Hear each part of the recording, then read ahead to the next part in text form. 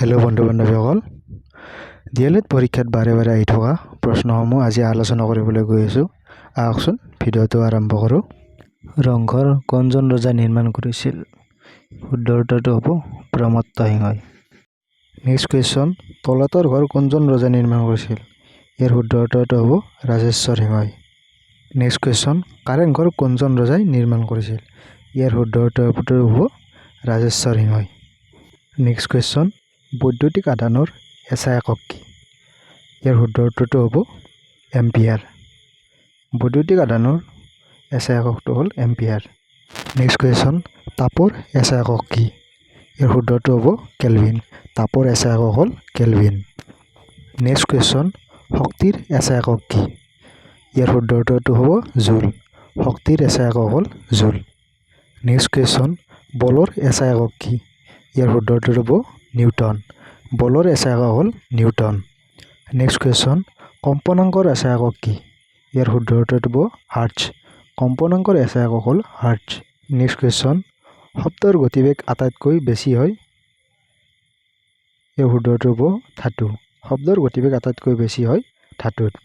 Next question, বুনিয়াদী শিক্ষাৰ ধাৰণাটো কোনে প্ৰথমে আগবঢ়াইছিল? ইয়াৰ শুদ্ধ উত্তৰটো হ'ব মহাত্মা গান্ধী।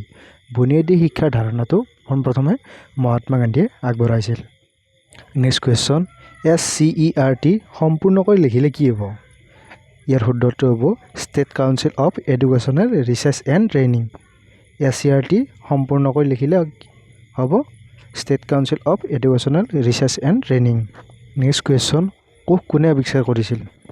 ইয়াৰ শুদ্ধ উত্তৰ হ'ব ৰবাৰ্ট হুক। কোষ ৰবাৰ্ট হুকে আৱিষ্কাৰ কৰিছিল।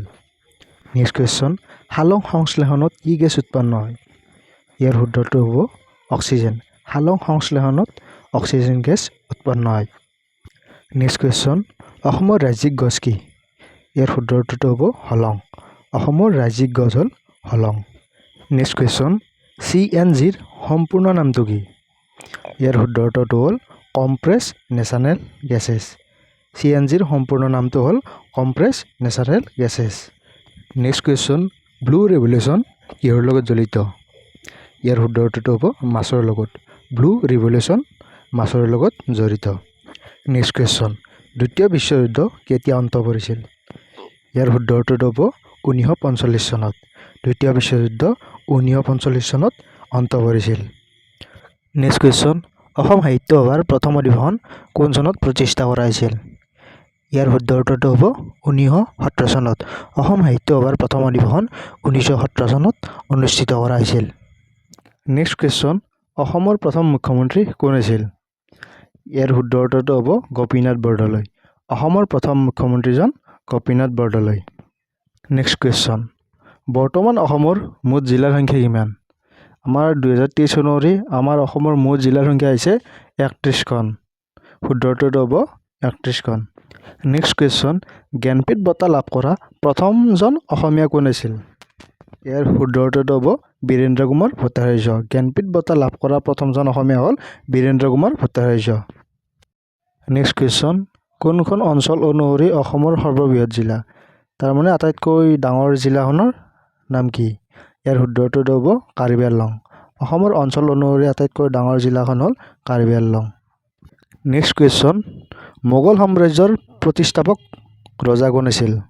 ইয়াৰ শুদ্ধ উত্তৰটো হ'ব বাবৰ। মোগল সাম্ৰাজ্যৰ প্ৰতিষ্ঠাপক ৰজা আছিল বাবৰ। নেক্সট কুৱেশ্যন, ভিটামিন B1ৰ অভাৱত কি ৰোগ হয়? ইয়াৰ শুদ্ধটো হ'ব বেৰি। ভিটামিন B1ৰ অভাৱত বেৰি ৰোগ দেখা যায়। নেক্সট কুৱেশ্যন, ল'ৰ সাংকেতিক চিহ্ন কি? ইয়াৰ শুদ্ধটো হ'ব Fe। ল'ৰ সাংকেতিক চিহ্ন হ'ল F আৰু E।